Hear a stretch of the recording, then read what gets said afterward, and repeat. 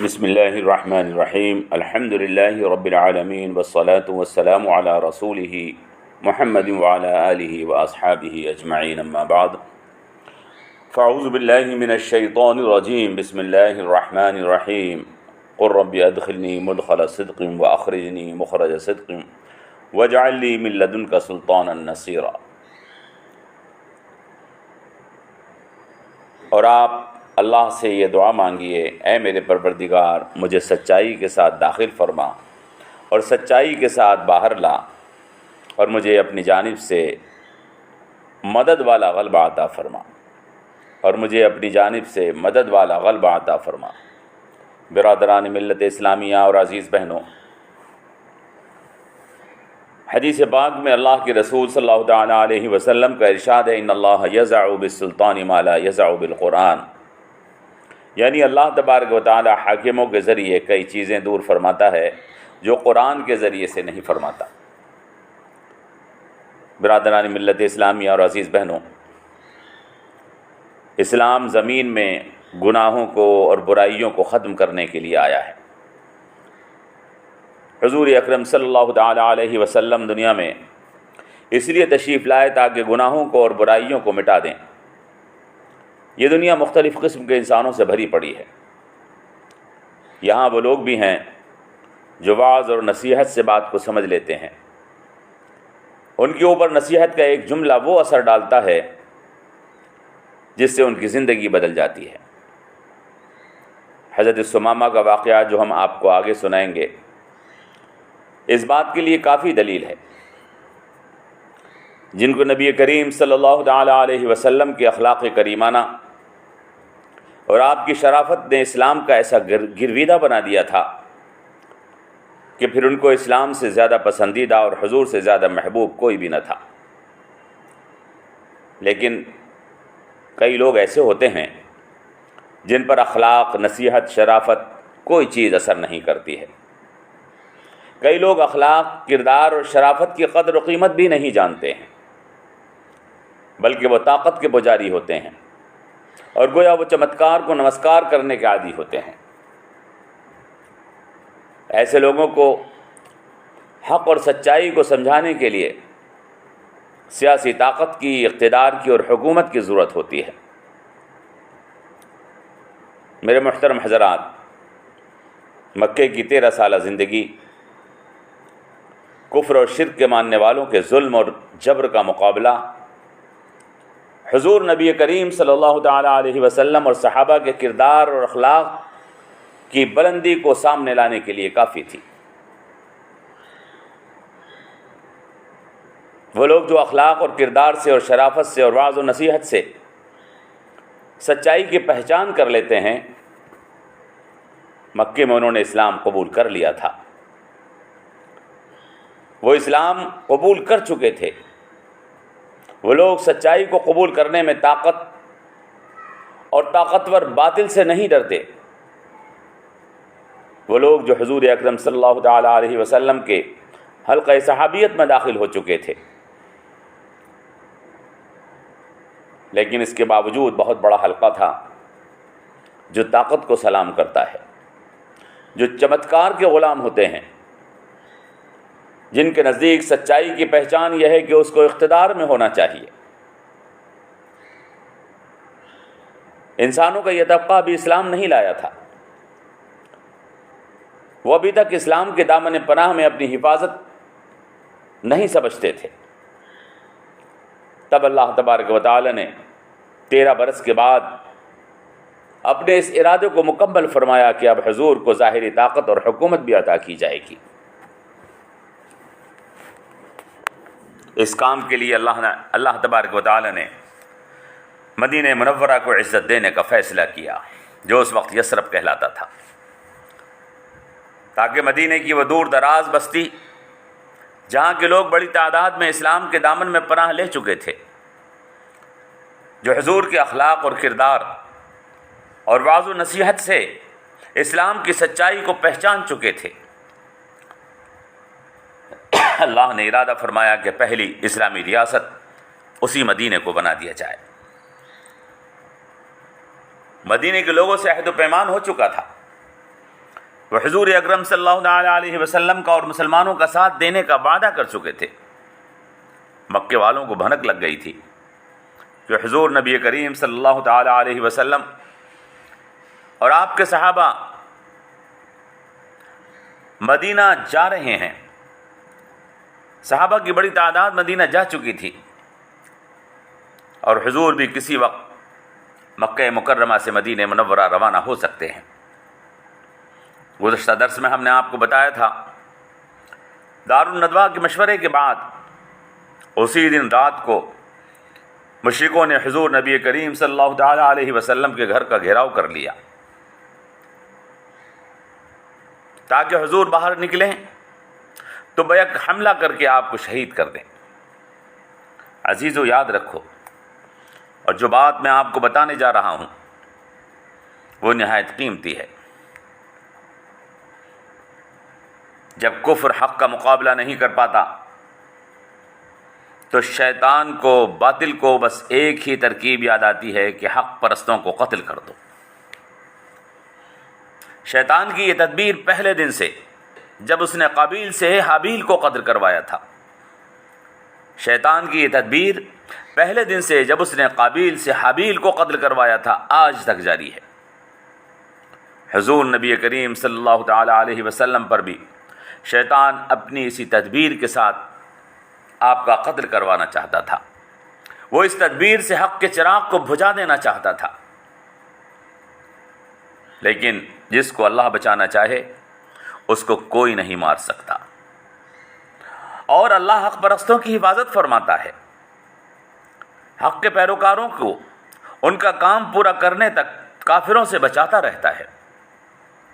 جب حق کا پیروکار اپنے کام کو پورا کر لیتا ہے تو اللہ تبارک و تعالی حق پرستوں کو درجہ شہادت دینے کے لیے بظاہر ایسا لگتا ہے کہ کافر اپنے پلان میں کامیاب ہو گیا، حالانکہ وہ اللہ کی اس پروگرام کا حصہ ہوتا ہے کہ اللہ تبارک و تعالی حق پرستوں کو درجہ شہادت دینا چاہتا ہے۔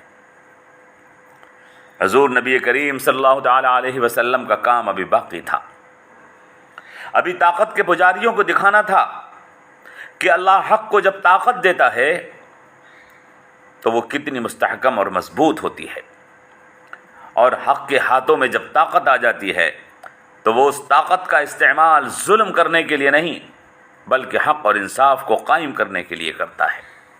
ابھی یہ ثابت کرنا باقی تھا کہ سچائی اور حق صرف کمزوری میں سچ نہیں ہوتا، وہ صرف کمزوری میں با اخلاق نہیں ہوتا، بلکہ وہ جب اس کے ہاتھ میں طاقت ہوتی ہے جب بھی اعلیٰ کردار اور بلند کردار ہوتا ہے۔ لہذا اللہ نے کافروں کی ساری تدبیروں کو ناکام فرما دیا۔ حضور نبی کریم صلی اللہ تعالی علیہ وسلم نے حضرت علی کو نہایت اطمینان سے بستر پر سلایا اور کہہ دیا، ڈرنا مت، یہ کافر تمہارا کچھ نہ بگاڑ سکیں گے۔ ان کو ایک ہرے رنگ کی چادر دی اور کہا کہ اس کو اوڑھ کر سو جاؤ اور بے فکر ہو جاؤ۔ میرے پاس مکے کی قریش کی کچھ امانتیں ہیں، یہ ان کے سپرد کر دینا، کیونکہ مکے میں صادق الامین تو بس آپ ہی تھے۔ قریش جانتے تھے کہ ان کا مال اگر محفوظ ہے تو وہ محمد صلی اللہ علیہ وسلم کے پاس ہے، لیکن وہ یہ نہ سمجھ سکے کہ ان کا ایمان اگر محفوظ ہے تو وہ بھی محمد صلی اللہ علیہ وسلم کی ذات ہے۔ علی، یہ لوگوں کی امانتیں ہیں، صبح جب اٹھو تو ان کو مالکوں کو سپرد کر دینا۔ ادھر ابو جہل گھر کے باہر کھڑا ہوا تھا، وہ مشرکوں میں قہقہے لگا رہا تھا، تقریر کر رہا تھا۔ محمد کہتے ہیں تم ان پر ایمان لاؤ گے تو عرب اور عجم کے بادشاہ بن جاؤ گے، مرنے کے بعد دوبارہ زندہ ہو جاؤ گے، پھر تمہیں جنت ملے گی، اور اگر ان پر ایمان نہ لائے تو دنیا میں محمد کے ساتھ ہی تمہیں قتل کر دیں گے، تم ان کے ہاتھوں میں مارے جاؤ گے، اور مرنے کے بعد جہنم میں چلو گے اور ہمیشہ جہنم میں جلتے رہو گے۔ یہ کہتا تھا اور خوب قہقہے لگاتا تھا۔ وہ ہنستا تھا اور کہنے لگا بس تھوڑی دیر کی بات ہے، محمد باہر نکلے گا اور ہمارے ہاتھوں مارا جائے گا۔ حضور نبی کریم صلی اللہ تعالی علیہ وسلم گھر سے باہر تشریف لائے، زمین سے ایک مٹھی مٹی اٹھائی اور فرمایا کہ ہاں میں یہ کہتا ہوں اور تو بھی ان میں سے ایک ہے جو مسلمانوں کے ہاتھوں مارا جائے گا اور مرنے کے بعد تو جہنم میں جلے گا۔ آپ قرآن کریم کی آیات پڑھ رہے تھے، انا جعلنا فی اعناقہم اغلالا فہی الی الاذقان فہم مقمحون وجعلنا من بین ایدیہم سدا ومن خلفہم سدا فاغشیناہم فہم لا یبصرون۔ ہم نے ان کی گردنوں میں طوق ڈال دیے ہیں جو ان کی ٹھوڑیوں تک ہیں، اور وہ سر اپنے اوپر کو اٹھائے ہوئے ہیں،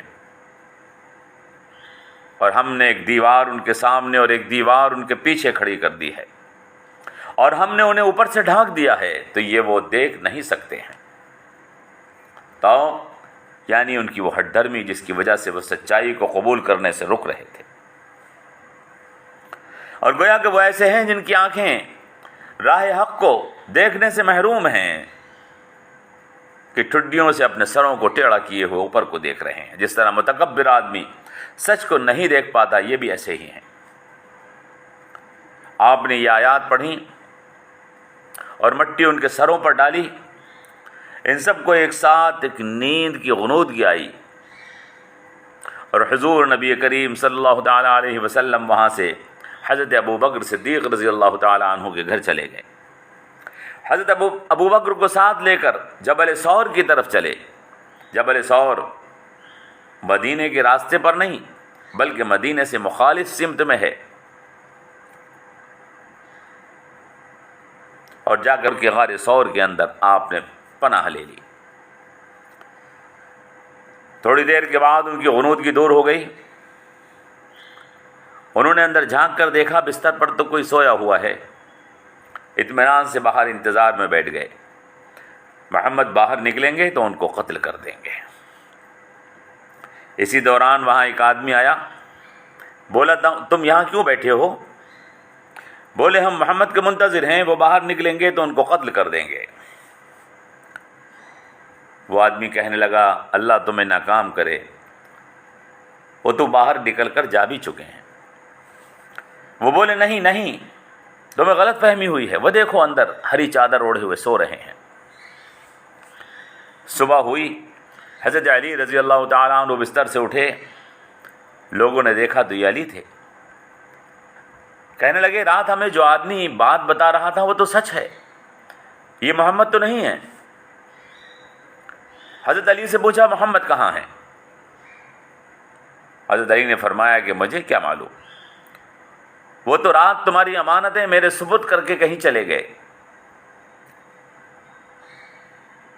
برادران ملت اسلامیہ اور عزیز بہنوں، علماء نے لکھا ہے کہ کافروں نے رات بھر حضور کے گھر کے باہر نکلنے کا انتظار کیا مگر گھر کے اندر داخل نہیں ہوئے۔ اس کی وجہ یہ تھی کہ کافر زنان خانے میں اندر گھسنا برا سمجھتے تھے، اور اگر تم سوچو یہ کافر برے تھے اور بہت برے تھے کہ اللہ کے رسول کو قتل کرنے کے ارادے سے وہاں جمع تھے، مگر اگر سوچو تو آج کے ظالموں کے مقابلے ان میں کچھ باتیں ٹھیک بھی تھیں۔ آج کے کافر تو اتنے برے ہیں، اتنے برے ہیں، یہ ظالم بچوں کو عورتوں کو قتل کر دیتے ہیں، کمزوروں اور ضعیفوں کو ان کے گھروں میں گھس کر مارتے ہیں، اور پھر اس کے اوپر فخر کرتے ہیں۔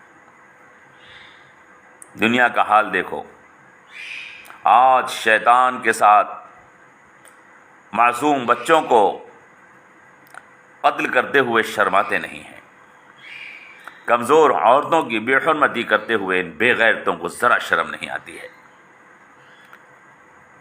کہ ان کے بھی تو بچے ہیں، کہ ان کی بھی عورتیں ہیں۔ کفر کے ہاتھ میں جب ذرا سی طاقت آ جاتی ہے تو آپے سے باہر ہو جاتا ہے،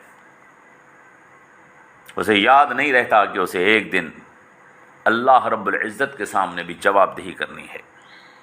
دراصل انسان عجیب مخلوق ہے، جب نیکی کے راستے پر چلتا ہے تو فرشتے حیرت کرتے ہیں کہ خدا نے اس کو کتنا بلند اور اعلیٰ بنایا ہے، اور جب یہ انسان برائی کے راستے اور گناہ کے راستے پر چلتا ہے تو شیطان بھی شرمندہ ہو جاتا ہوگا کہ مجھے نہیں معلوم تھا کہ انسان ایسا بھی بن سکتا ہے۔ اللہ سے دعا کیجئے اللہ تبارک و تعالی ہمیں نیکی اور بھلائی اور خیر کے راستے پر چلنے کی توفیق عطا فرمائے۔ حضور نبی کریم صلی اللہ تعالیٰ علیہ وسلم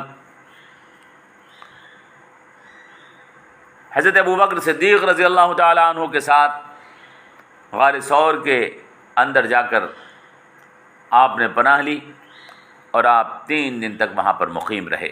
انشاءاللہ اس سے آگے کے حالات اور واقعات اگلے درس میں آپ کی خدمت میں پیش کیے جائیں گے۔ فقط والسلام علیکم ورحمۃ اللہ وبرکاتہ۔